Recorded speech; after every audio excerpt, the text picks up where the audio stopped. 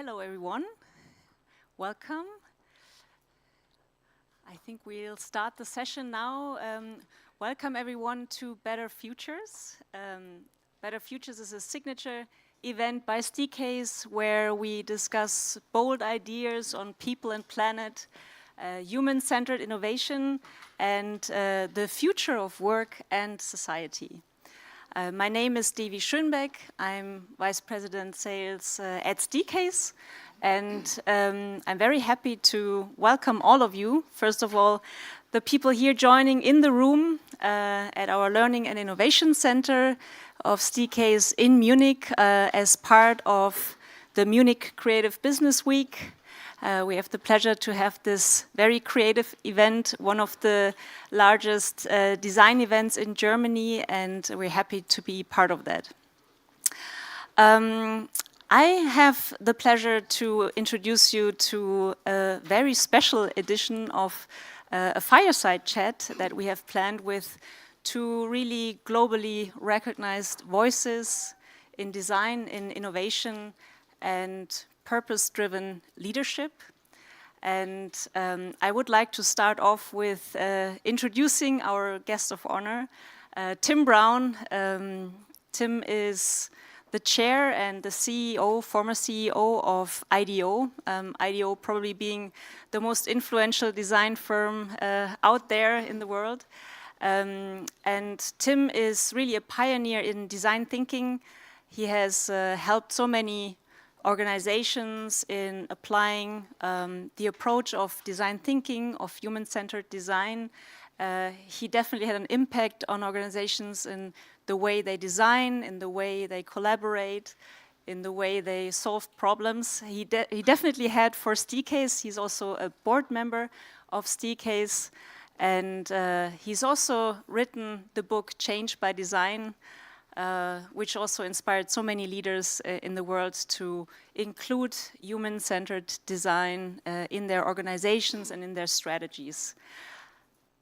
I'm also very happy to introduce Kim Dabbs. Kim Dabbs is Vice President of Impact at Steelcase. She leads our practice in ESG and in social innovation.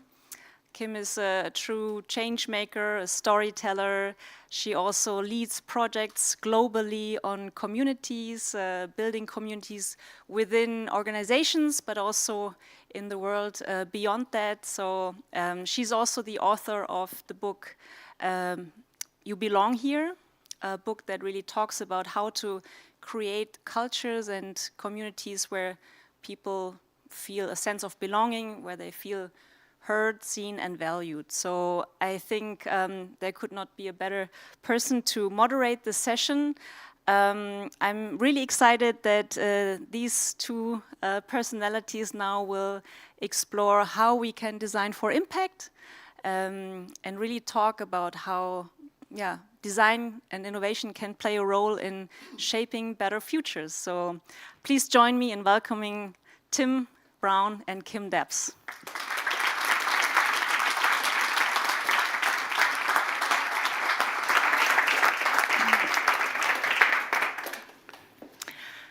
Thank you so much, Debbie. This has been such an exciting week already with Munich Creative Business Week here in Germany.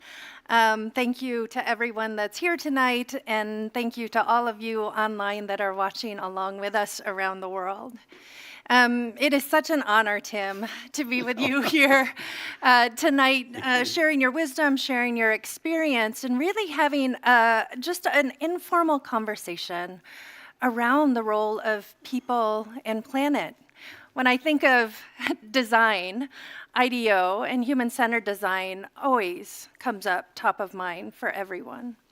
And so when we think about the well-being of people and planet, and the role that design plays in that, where did your journey begin with really prioritizing people in the design process?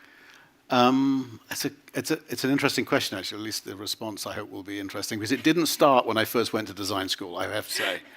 I went to design school a very long time ago, and I went to a wonderful school, or two wonderful schools in the UK. Ended up at the Royal College of Art.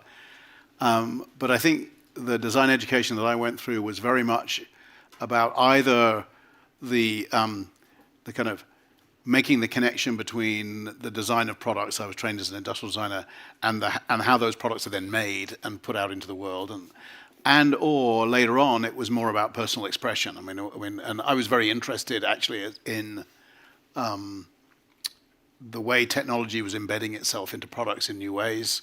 This was, I'll tell how long ago this is. This is when PCs were just first emerging. Never mind laptops, never mind mobile phones.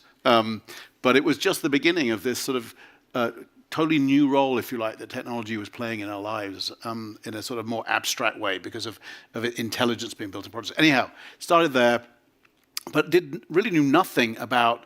I mean, obviously we were designing it. I was thinking about designing for other people, but that's about as far as it got.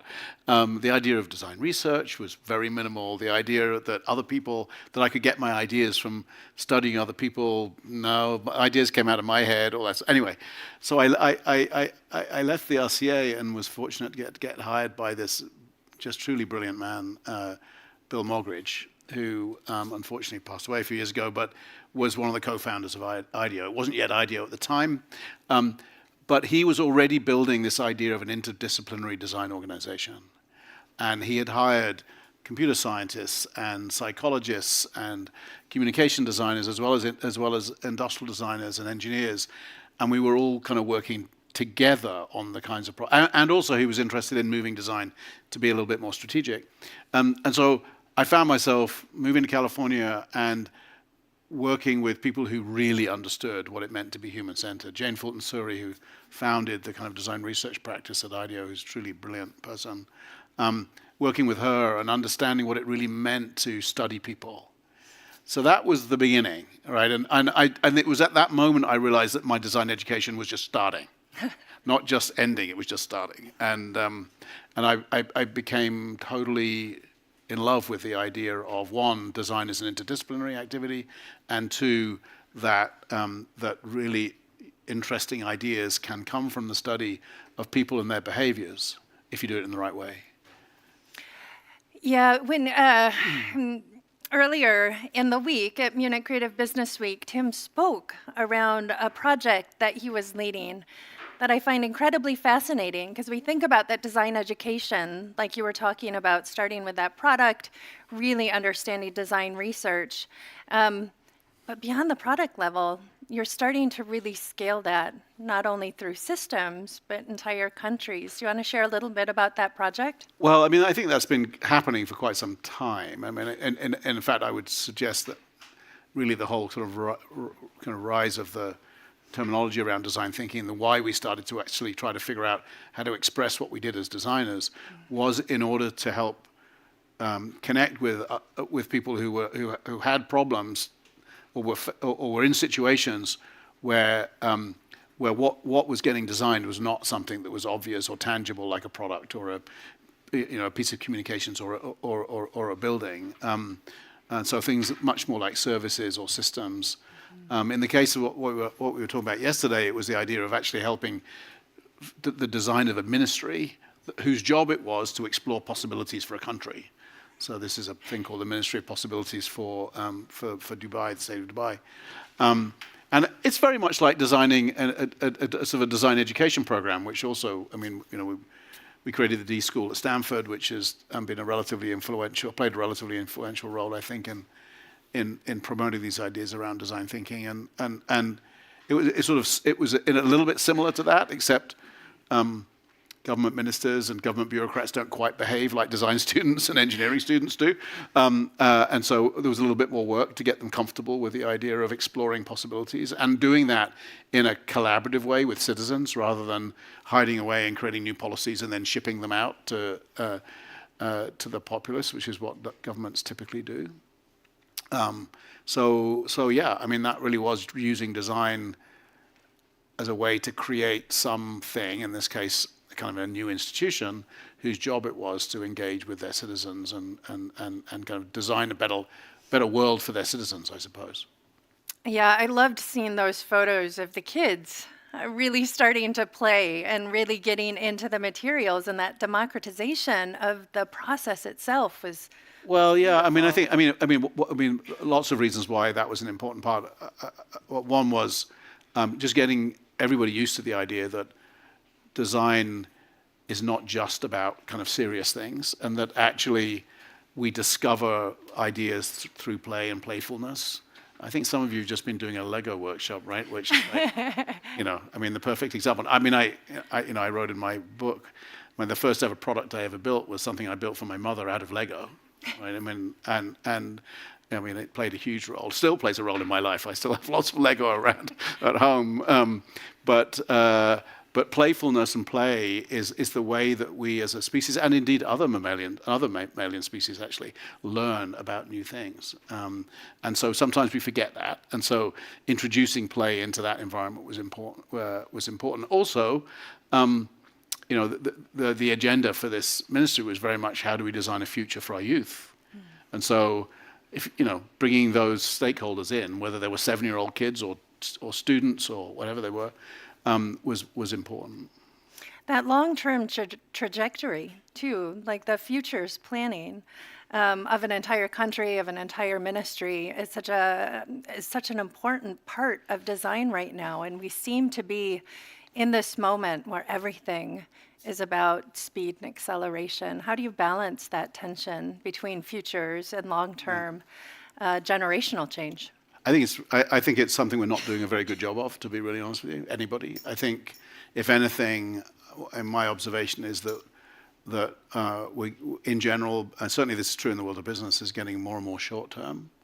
Partly, I think, because it's often dealing with such complex problems, and it's very hard for us to actually kind of encapsulate very complex problems and look out into the future at the same time.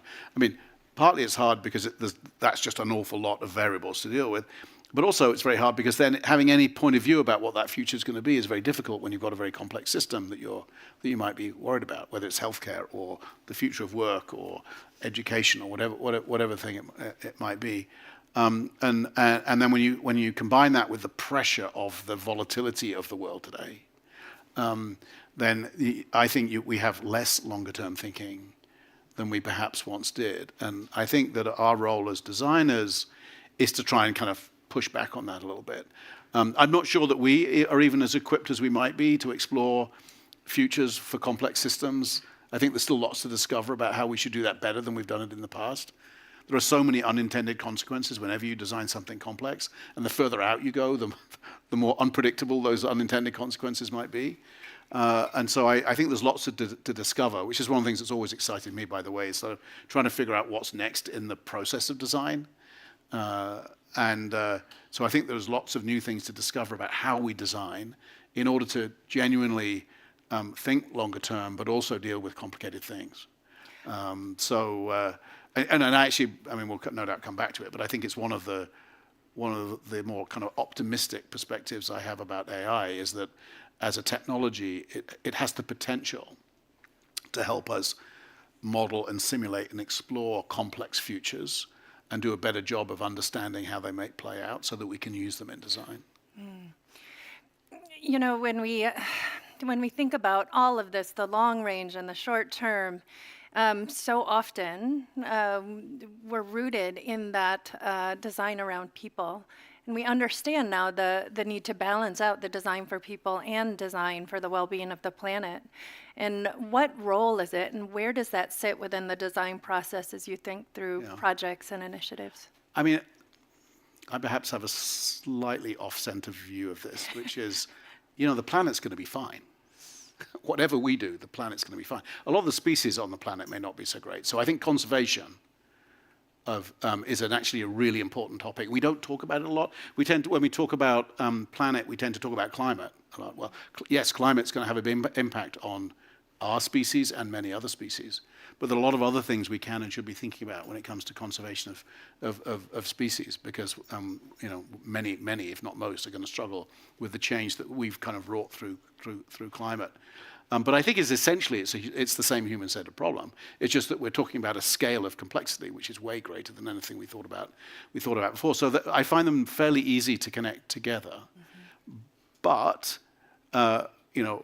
what became very clear quite quickly. I mean, I first sort of started thinking about it wasn't so much climate but sustainability when I first started to hang out with people like Bill McDonough and started thinking about circularity and the use of resources, partly because as an industrial designer, I knew very well that, the majority of the things that I designed were now sat in landfill somewhere, right? They weren't actually kind of continuing to play a useful role.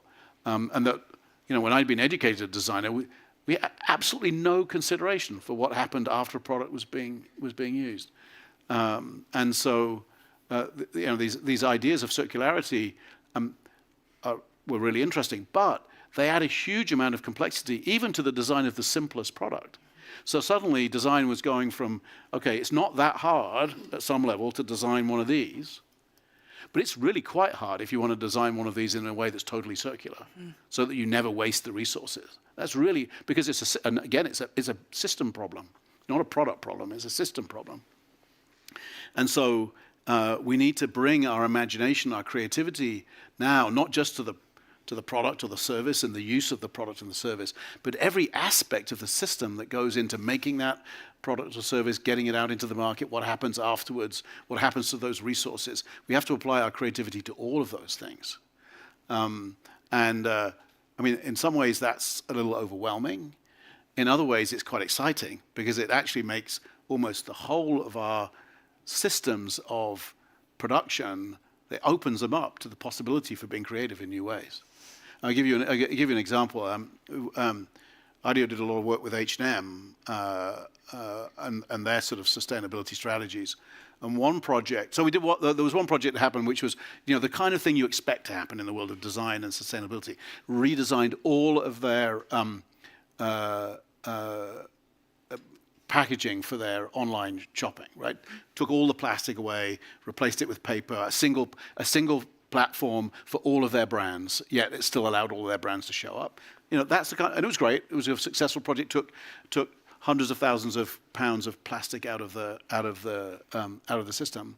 So that was interesting. But the project that was really interesting was we got a chance to design a new set of applications for their store managers. These were AI-based applications to help them decide how many of each size of product they should be selecting and putting in their store for some of their highest volume products, things like white t-shirts, right?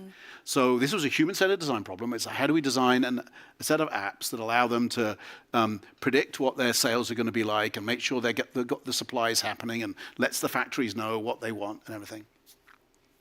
And so we designed these apps, they got launched, and within 6 months, they'd increased sales by 25% and decreased waste by 35%.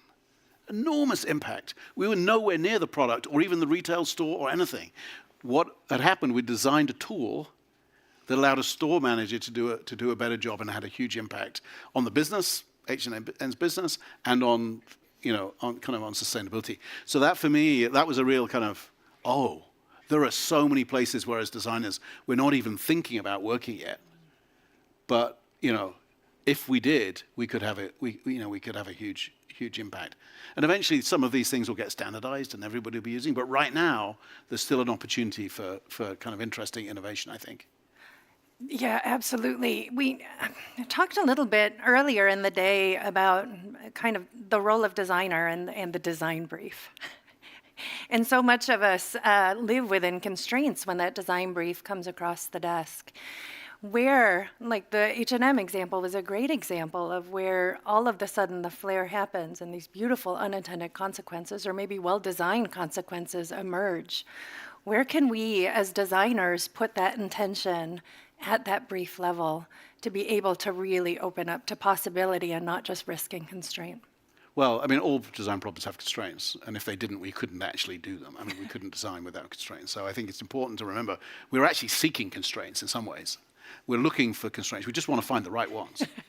I think that's important. But for me, we make a fundamental mistake if we don't realize that the question we ask is actually as much part of the creative process as the solutions we're seeking.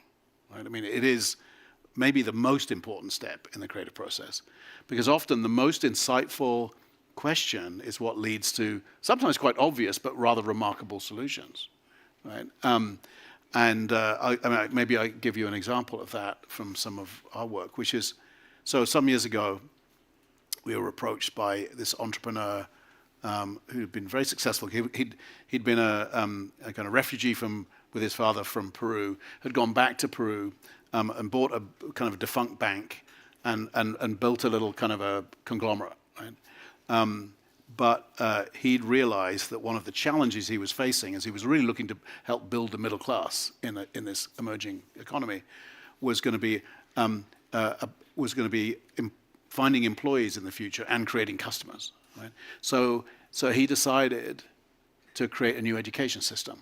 Right? He wanted to create a school system, private school system, but one that was accessible to as many people as possible. So that in itself was a pretty insightful question for a business entrepreneur to ask. It's like, I actually think I need to create a school system in order to facilitate my business in the future. But what he came, I mean, and this was all his work. I don't think we can take too much credit for this. A lot of credit for the solution, but the question that he brought was not, can I design a school system that where we build 3 or 4 schools and we make a difference in Lima? It's like, what would it take to build a world-class, scalable, low-cost school system? And by low cost, he said $100 a month. Now that's a tenth of what even the most efficient education system spends on students. So that was the idea, we want to build a world-class system, something that can get to many, many schools, become many, many schools, and only cost $100 a month. But we did it. I mean, we created a school by starting from the ground up, building, rethinking everything: the schools, the classrooms, the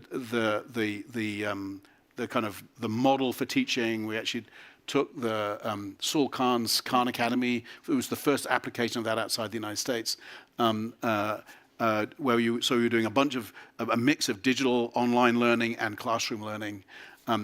Redesigned the whole teacher training system, the business model for the schools, absolutely everything, the curriculum, and ended up with a school system where there are now over 70 schools, outscoring the national academic standards by 2 or 3 times in language and mathematics. And it was a bit more expensive. It was $150 a month. And I mean, it's probably the project that I'm most proud of, certainly of the work that IDEO has done in the last 10 years. But it all came from that incredibly insightful question. It's like, what if we could build a school or a school system that was scalable, world-class, and incredibly inexpensive? To me, I know the project well, and it's such an inspiring program and project. One, because of the complexity of just education in general, and 2, this idea that all of a sudden us as sectors, that piece didn't matter. It was everyone coming together to say, I have a role to play in education, and design has a role to play in education, and others, to really find something incredibly transformational. Well, I mean, I actually think, if we're talking about what perhaps needs designing today, what could be designed in different ways from the way we've been doing it for quite some time, and education is clearly one of those. And we've seen it before, right? I mean, we don't have to go back that far. You go back to the beginning of the Industrial Revolution, when the high school system, as we know it today, did not exist. And it was created in order to essentially serve the Industrial Revolution, right? And in many cases, it was created by similar people to Carlos, right? People who were building industries, whether it was Krupp's here in Germany or others in the UK and America, who actually created the school system in order to educate people to go work in their factories. They had a very clear reason for doing it, right? But it was the foundation of what has served us for over 150 years as an education system.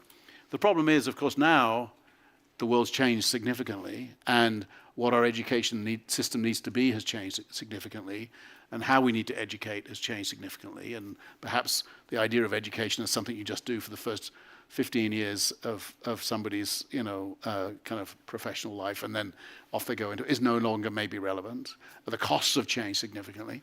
And so there's an opportunity to, and in fact, a necessity perhaps to go in and rethink education at the same level as happened 150 years ago, maybe. Yeah, you talk about the Industrial Revolution, same with agriculture, Industrial Revolution, now that we're looking at like this digital revolution, and now into this moment where we're really driven not just by kind of this technological revolution that we're in, and we're more connected than we've ever been before. And at the same time, the world is facing a loneliness epidemic. And we're more connected than we've ever been before. And we have tools at our access like AI. When we think about education, when we think about the role of design, how do you look at this moment in history when so many different values are being pressure tested, and relationships and community and how we interact together is being pressure tested? Education feels like a nice small microcosm of a very large moment. Yeah, well, my starting place, and I kind of back up quite a long way, which is if we're not careful, and I talked a little bit about this yesterday, but we'll find ourselves in a situation, and this is based on, I get this from, I've been a big fan of Kevin Kelly, who's written a lot about technology, and he talks about the idea, wrote a book called What Technology Wants, and the truth is technology has its own intent. It may not be a sentient, conscious intent, but it has its own intent. And we have built systems around it to serve it. Our economic systems are largely built as much to serve technology as they are to serve us. So if we're not really careful, technology will get what it wants unless we decide what we want. And we're not spending enough time deciding what we want. This is back to the long-term thinking again. Mm-hmm. Right? We're reacting. We're trying to do the best we can as technology kind of appears in front of us. Instead of taking the moment to kind of step outside and say, well, what do we actually want? What kind of education systems do we really want? And how might we kind of make those real? How might we make those happen? And I think in the kind of mad rush that exists today, particularly in the world of business, in such a way that government can't really keep up, I don't see very many places where we're stepping outside and stepping back and saying, what is it we actually want or need? And so I feel like we need far more creativity, far more creative minds finding the time to apply themselves to some of these questions. So they can still be very practical. They don't have to be all kind of fuzzy and strategic. They can still be practical. They can lead us to things like the end of a school system. But where are those questions getting asked? They're not getting asked enough.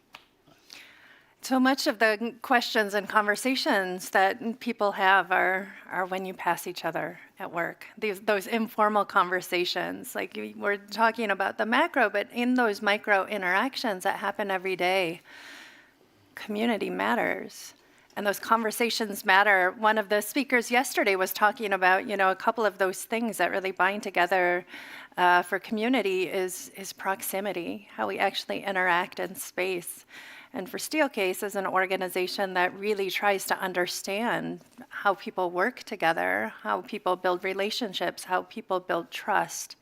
How do you see that in your work when people are looking for the design brief, but not saying, hey, I want to design this for my culture, I want to design this thing? How do you build that bridge for the culture conversation? I'm not sure that those sort of accidental conversations in the hallway are enough. I think they're I think they're useful. I think they're necessary. But I actually think there needs to be a little bit more intentionality. You see it. So this morning, I was visiting TUM, the Technical University, and there's a new design institute that's being created there. And like any design school, there are really interesting briefs being explored about really interesting topics. It's what you expect to happen happen in design, things that are a bit speculative or a bit exploratory. The challenge, of course, is that they're teaching people who are very new to design, and so maybe the solutions aren't as sophisticated as they ultimately need to be, but still very interesting.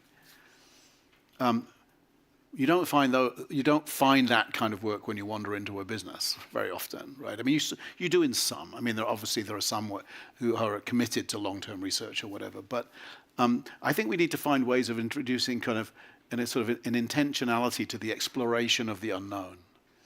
And I wonder what role our spaces can play in that. I wonder what role.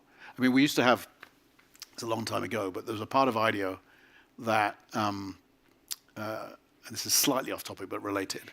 Part of IDEO that spends all of its time focused on designing for play and designing for kids. They invent toys. They work with companies like Lego or whatever who are interested in play. Or bringing play to other more serious things. And they used to have outside their studio, they used to have this big wall posted with briefs of things that they wanted to work on they didn't got time for, so that if anybody who was in the firm who had some time, they could just kind of go grab one of those briefs and go and work on it for a few hours or work on it for a couple of days. That was kind of a nice kind of way of getting some flow and getting people involved. So that maybe is a step. But I think we need to think about how do we find. So that wall was really important, right? That wall was a place where that stuff existed. Maybe there are places where we need in our organizations where people can feel safe to come and just talk about speculative ideas. Mm-hmm. One of my kind of ex-colleagues, because I don't spend so much time at IDEO these days, and nor does he runs a venture fund and I do what I do, but we have. Every week, we spend about an hour and a half. We have this thing we called our Oasis, but it's not physical most of the time. It's mostly virtual. And we just explore ideas. And we use AI to record it all. And then we use the AI to help us organize our thinking afterwards and create articles and little things for ourselves. But it's just play. It's our moment of play every week. And we started it in COVID, so we've been doing it for 5 years. We've got quite a lot of material now. And it's our moment of play. And we've sort of built that into our lives, into our schedule. And I wonder what could we all do in our organizations to build in these rituals or moments of play. Some of them might need physical support, some of them might be about time, or both. Yeah. I love rituals. I love the role of rituals that it plays in not only our lives at work, but our lives at home and in community. So often when we talk about play and we talk about these moments in times of incredible complexity, I can imagine people having just to balance this tension of we know that this is going to be good for innovation. We know that this is going to be good for the well-being of people and the ideas that are generated. How have you seen that democratization of those ideas, or really the embedding of the ideas, not just in one area of a company, but throughout a company, to build a movement? We talked about this work around people and planet is really movement building within institutions. And so play is a great example of a movement that you can build within an organization. And then you think about sustainability, when you think about well-being, where have you seen that really flourish? Well, I mean, I think with regard to design, obviously I've been somewhat involved in trying to, I don't really like the term, but democratize design, I suppose. I mean, mostly I've been interested in how do we explain to ourselves what it is we do so that more of us can do it. There are all kinds of questions about how do you master the mindsets and methods of design, and there's a reason why many of us for years to go to design school, because that's how we start to master it. And others of us spend all of our time doing it so that we master it. And many others only get to participate in design in little brief moments. And so it's quite difficult to master all of the mindsets and methods, but it doesn't mean that it's not relevant. But we have to understand, I believe that the process of, if like, democratizing design does not in any way remove the need for designers who are deeply skilled and deeply thoughtful and deeply experienced from many different perspectives and often many different backgrounds. We need both, right? We need everybody. I mean, the best example, I heard this years ago from a friend of mine who's a design author, Virginia Postrel, and she said, "I'm a professional author, but I still think everybody needs to learn how to write." Right? I mean, it's obvious, isn't it? We all need to learn how to write, but there's still a place in the world for professional authors, lots of professional authors, right? And so I think that's true for design. I think there's a strong argument for saying that everybody should know how to use some of the kind of simplest, most basic mindsets and methods of design. And we need more and more creative people who are deeply skilled at using those same methods and mindsets and tools in remarkable ways to do remarkable things. And so one thing that I've certainly found with design, that writing books about it has limited impact. I mean, I'm proud of my book, but it's limited impact. It mostly gets people interested. It certainly does not provide an explanation of what design is, because you can't really explain it. I mean, there are a lot of designers in the room here. You can't actually explain design. You can experience it, right? And so, I think I think this is possibly true of any big new idea, is that the power comes in the experience of it, and that's how you sign people up to the movement.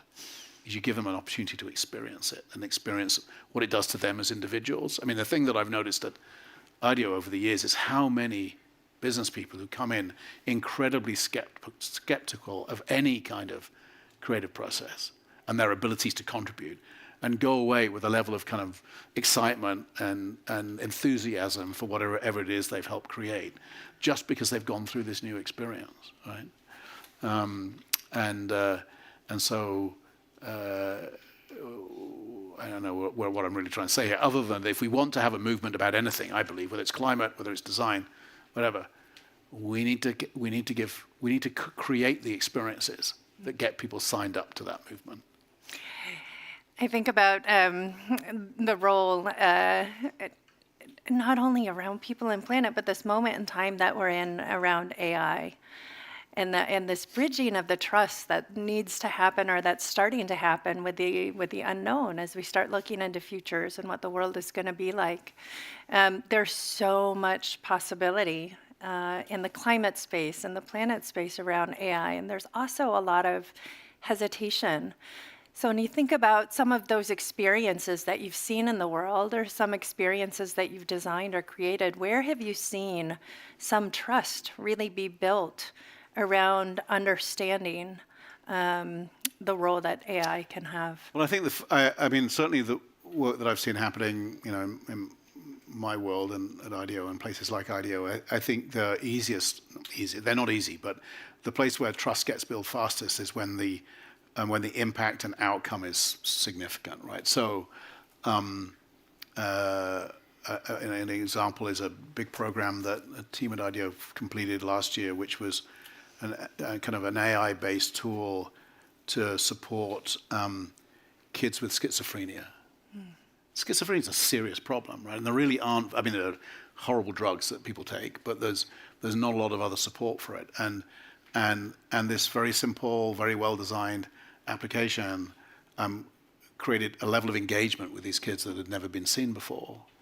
And, they get used to using this tool in a way they have trust with it, right? Because it helps them, right? So I think the first place to go is to look to the places where we can use this technology to do things that matter, that really help people, and through that we will build trust with the technology, as long as we design it faithfully, right? And we don't, we don't trick people, or we don't misuse the data that we might collect from people. But I think that for me, that's the place to start. And it's why, a lot of the most kind of early impactful solutions that are coming with AI are in places like healthcare and in medical applications and industrial applications, where the outcome is relatively easy to see. I think, obviously, everything that's kind of generating all the stir in the media at the moment is not that stuff. For the most part, it's the And by the way, AI has been in those worlds for a long time. It's not a new thing, right? I mean, large language models and generative AI, yes, that's now having a bigger impact. But AI has been around a long time. But I think the world that the media talks about, AI in our kind of everyday lives, I think part of the challenge we have with it is we're not really sure what it's for yet. I don't think we really know what it's for yet. I mean, we're using it for things where it's like, so I use it to make an image like a bit, and it's not really my image. It's like it's like, or I use it to write something that's, I mean, it doesn't seem that central in that. And so we have to find the use cases that matter, and we can, and many people are. I mean, I'm sure many of you are using AI in some interesting ways. I'm certainly finding some great uses for it, but only when I've got a kind of clear, I know what it is I'm trying to do. And by the way, secondly, when I am actually playing a role in whatever the process is. So I mentioned to you before, when Joe and I have our Oasis conversations every week, we use the AI not to come up with our ideas. We have the ideas, but to help organize them, to take our rambling 1.5-hour conversation and turn it into something that even we can understand, never mind that somebody else can understand. And it's a great way, actually, because, I mean, I actually think conversation and dialogue is a wonderful way to explore possibilities. But we've not really, in the past, had a way of capturing the output of that. Right, I mean, we have this crude method of like writing Post-its and sticking on the wall as we're talking, and then you have the problem of trying to like take all that information and do something with it. It's not, but actually dialogue is a pretty good way of exploring ideas. And so now maybe we have a tool or a set of tools that allow us to extract all the goodness from that dialogue and put it in a form that you can then review. And it's like a prototype. Like it's an early prototype of an idea. In word form, or even these days it'll start creating diagrams and all kinds of other things as well. So I'm quite excited about that. But again, it's you don't have a clear sense of what it is you're trying to achieve, and be clear that you have a role in the process. I think if you want to build trust. So often, when people hear about AI, there's always this fear. The polycrisis that we're in, so many of these things that we're experiencing in the world right now are rooted in scarcity. And when we think about our Better Futures community, which at Steelcase, it's all of our community partners throughout the world that are working on some of the most pressing issues of our time. And they're doing it in community, close to their stakeholders. And one of them, one of our partners is the House of Beautiful Business, and they have really talked about this moment, not as the poly crisis, but the poly opportunity. Mm-hmm. And so what gives you hope in this moment, not just through a lens of scarcity, but what gives you hope about the future of design's role in shaping a better world for people and planet? Yeah. Well, I do think, having an abundant mindset. I mean, I'm all for constraints. I think they're important, but I'm also all for abundance. I mean, but the natural world works totally on the concept of abundance, right? I mean, and because it's so good at recycling everything, it can afford to, right? So, and so I'm pretty convinced that the right strategy for humanity is to figure out how we can get ourselves into that same place where we can be abundant about things, right? So the first step of that is energy. Right? We have to have fully abundant, totally abundant carbon-free energy. Right? And once we have that, we can start figuring out how to be abundant about other things, like how we use resources, for instance. And we know it's going to happen now. I mean, I think we can safely say we are going to get over that line at some point. Whether we get over soon enough is another matter, but we will get over that line, right? We're rapidly approaching the time when we will have as much carbon-free energy as we can use. And when you do just run the thought experiment as like what would be possible, what might be possible, what might we design if we had abundant carbon-free energy? It's incredible what you can start to think about, right? All kinds of processes that didn't make sense in a world of scarcity can make sense in a world of abundant energy. I mean, a simple one is desalination, right? Mm-hmm. So, I mean, there are other problems to solve around desalination, which are getting solved. But the truth is, its biggest problem is it uses enormous amounts of energy. But if the energy is abundant and carbon-free, then fresh water maybe becomes not an issue anymore, which means a whole bunch of other things then become possible around agriculture, for instance. So these things all have knock-on effects, right? So I do believe our strategy for humanity needs to be to figure out the things that we need to have. We need to create abundance for first, and then kind of go and move along in that way. Another area which I think is really critical is we need abundance of creativity, right? Right now we treat creativity as a scarce resource. Right? I mean, we don't teach ourselves enough about it. We don't give ourselves permission. We don't celebrate it enough. We spend far too much of our time in society and in business focusing on efficiency, and nothing like enough time focusing on creativity. And so what would happen if we treated creativity as an abundant resource, or inventiveness as an abundant resource? I think a lot of things might happen. In fact, if you combine that with abundant energy, you may have just about solved the problem, right? I mean, because anything else might be possible at that point. That may be a little bit of an exaggeration, but it's kind of fun to think about. So yeah, I'm all for the concept of abundance, and I think it's just a very interesting exercise to go through. Just in your own mind, think about something and say, well, what happens if that thing that we think of as scarce now, if it was abundant, how would that change what I could do? And nearly always, it's like, oh, that's really cool. That opens up a whole bunch of possibilities I hadn't thought about before. Oh, thank you so much, Tim, for being here, for having this incredible conversation about people, about the planet that we share, and about what better futures could look like. And I appreciate everyone joining us online as well. Thank you for that. No, thank you. It's been fun.